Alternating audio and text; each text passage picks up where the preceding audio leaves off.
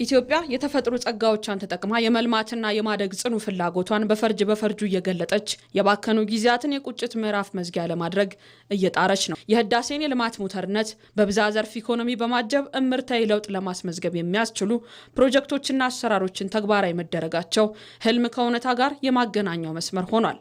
ይሁን እንጂ ኢትዮጵያ እየሄደችበት ያለው የልማትና የእድገት መስመር ከውስጥ ላሉ አቆርቋዦቿ ከውጭ ደግሞ አይናቸው የሚቀላባቸው ጠላቶቿ እረፍት ነስቷቸዋል። የኢትዮጵያን እድገትና ዘላቂ ሰላም ለማስተጓጎል ታዲያ የማይፈነቅሉት ድንጋይ የለም። ሻዕቢያ እንደ መሪ፣ ግብጽ ደግሞ እንደ ከፋይና አስተባባሪ በመሆን የሚመሩት የጥፋት አጀንዳ በተላላኪዎቻቸው አማካኝነት እሳት እየለኮሱ እረፍት ለመንሳት እንደዳከሩ ነው። እነዚህ ተላላኪዎች የባዕድ ጠላትን ተልዕኮ የተቀበሉ ባንዳዎች ናቸው። በግብር የሚመሳሰሉት ሶስቱ ሸኒዎች ፋኖ፣ ሸኒና ህገ ወጡ የህወሓት ቡድን ሀገርን ለማፍረስና የባዕዳንን ፍላጎት ለማስፈጸም የሚደግሱት እኩይ ሴራ መስሏቸው እንጂ የኢትዮጵያ አይበገሬነት አይተውም አይሞክሩትም ነበር። ህገ ወጡ የህወሓት ቡድን የትግራይን ህዝብ ለዘመናት ለፖለቲካና ለኢኮኖሚ መጠቀሚያ በማድረግ የፈጸመው ታሪካዊ ክህደትና ኋላ ቀር ማንነት ዛሬ በገሃድ የተገለጠ እውነት ሆኗል። እንደሚታወቀው ያው የቲፒኤልኤፍ ዋናው ግብ የሚታገልበት ዓላማ ካየነው ከታሪኩም ለህዝብ ሽፋኑ ነው ለህዝብ የሚል እንጂ ጸረ ህዝብ መሆኑን በተግባር የታየ ድርጅት ነው። ከዚህ በፊት እንደሚታወቀው በኢትዮጵያ መንግስት ሆኖ ቆይተዋል። ያን ስልጣኑ ደግሞ በፍትህ ፈላጊ የኢትዮጵያ ህዝብ ትግል ስልጣኑን አጥተዋል። አንዱ እሱን ለመመለስ ነው ሙከራው ያደረገው።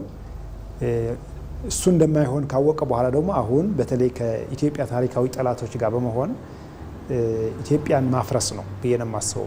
ሀገር የማፍረስ አልሞ አቅዶ እየሰራ ነው፣ በግልጽ እየተናገረን ያለው።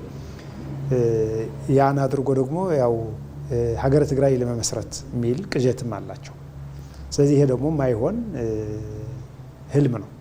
ሀገሪቱን የማፍረስ እኩይ አጀንዳቸውን ለማስፈጸም ደግሞ በየመንደሩ ካኮረፉ የሸኒና ፋኖ ቡድን ጋር ያልተቀደሰ ጋብቻ መስርቶ ዓላማው የግብጽና ሻዕቢያን ተልዕኮ ጭምር ማስፈጸም ነው።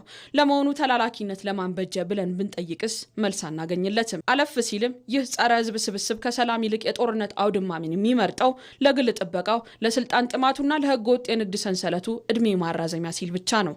የቡድኑ አመራሮች የሀገር መሸጥና ውድቀትን የመጋበዝ አጀንዳቸውን ለማስፈጸም የምስኪኑን የትግራይ ወጣት ትምህርት ገበታ ላይ መገኘት ሲገባው እያስገደደ አንድም ለሽራፊ ዲናር ለሽያጭና አለፍ ሲልም ለሽፍትነት ተግባሩ እያዋለ ነው። የትግራይ ህዝብ ነው ለጥቅሙ ያልነቃው፣ ወይም ደግሞ ቢነቃም ካልተደራጀ ክንዱን ካላስተባበረ ሊመክታቸው የማይችለው። ስለዚህ ያው እነሱ ተፈጥሯቸው ነው፣ አላማቸው ነው፣ ለጥቅማቸው ነው እየሰሩ ነው። የትግራይ ህዝብ ግን ነፃ ሊሆን የሚችለው ከዚህ ሊገላገል የሚችለው ለራሱ ጥቅም በመደራጀትና የራሱ መሪ ድርጅት በመፍጠር ብቻ ነው። ይህ የጥፋት ኃይል በታሪኩ ለትግራይ ህዝብ ጥቅም ቆሞ እንደማያውቅና ይልቁንም የጦርነት ሎጂስቲክስን በማስተዳደር በህዝብ ደም የሚነግድ አፍራሽ ስብስብ ነው። ህገወጡ የህወሓት ቡድን የትግራይ ህዝብ ቢጨፈጨፍና ቢያልቅ ቅንጣት ያህል የማይሰማው ለግልና ለጠባብ ቤተሰባዊ ጥቅሙ ብቻ የቆመ ጥገኛ ቡድን ነው። ቀደም ሲል የትግራይ ህዝብና ህወሓት አንድ ናቸው ተብሎ ሲሰራበት የነበረው የተሳሳተና የሐሰት ትርክት አሁን ላይ ሙሉ በሙሉ ከሽፏል። የመላው ኢትዮጵያ ህዝብም ሆነ የዓለም አቀፍ ማህበረሰብ የቡድኑን እውነተኛ አጥፊ ማንነት በግልጽ ተረድቶታል። ህወሓት ከታሪካዊ አመጣጡ ጀምሮ የኢትዮጵያ ታሪካዊ ጠላት ሆኖ የተፈጠረ እንጂ በምንም መስፈርት የህዝብ ወገን እንዳልሆነ በተግባር አስመስክሯል። የትግራይ ወጣት እኮ ስለ ህልውና ጉዳይ የሚደራደር ህዝብ አልነበረም። ወጣቱም አይደራደርም፣ ስላላመነበት ነው። በየቀኑ 6 ባስ 7 ባስ 8 ባስ እየተጫነ ወደ ከተማ እየመጣ ያለው፣ ወደ አዲስ አበባ፣ ወደ ተለያዩ ክልሎች፣ ከዛም አልፎ እንደገና ወደ ተለያዩ አገሮች በስደት እየሄደ ያለው እኮ ስላላመነበት ነው። ጦርነት ይብቃን በማለት አንጻር ነው። በተለይ በቅርቡ ያየሁት እንደገና እናቶች በራያ እያደረጉት ያለውን ምህላ፣ በእንደርታ እየተደረገ ያለው ምህላ፣ አክሱም ላይ እየተደረገ ያለው፣ አድግራት ላይ እየተደረገ ያለው ምንድነው? ሰላማዊ የሆነ ሰልፍ እኮ ነው። ምን ማለት ነው? we need peace፣ ሰላም ነው የምንፈልገው። ልጆቻችን ከመሞታቸው ከማለቃቸው በፊት በቃ ሰላም ፍጠሩ ነው እያለ ያለው ትልቅ እንቅስቃሴ እያደረገ ነው ማለት ያለው። አሁን በቅርቡ ያየነው ባሶች ላይ በስነ ስርዓት የተቀረጸ ሚዲያ ላይ እየዋለ ያለው እናቶች ድንጋይ ይዘው ባሱን ሲመቱት መኪና ስር መግባት እኮ ነው የቀራቸው። ለምንድን ነው ህዝባችን ልጆቻችን ወደ ጦርነት መማገር የለባቸውም? ምክንያቱም እያየነውና ተሰንክሎ እግሩ ተቆርጦ አይኑ ታውሮ ሁለቱ እግሩ ሁለቱ እጁ ተቆርጦ ምንድነው ያመጣው?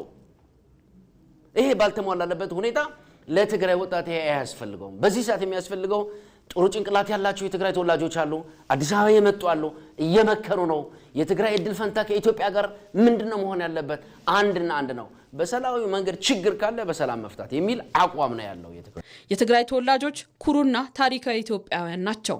ከመላው ኢትዮጵያ ሕዝብ ጋር በደስታም ሆነ በችግር ጊዜ በጽናት አብረው ቆመዋል። እነዚህ የትግራይ ተወላጆች ዛሬ ላይ ይህንን አጥፊና ደም አፋሳሽ ቡድን በይፋ መቃወምና ማጋለጥ መጀመራቸው አንድ ትልቅ እርምጃ ነው።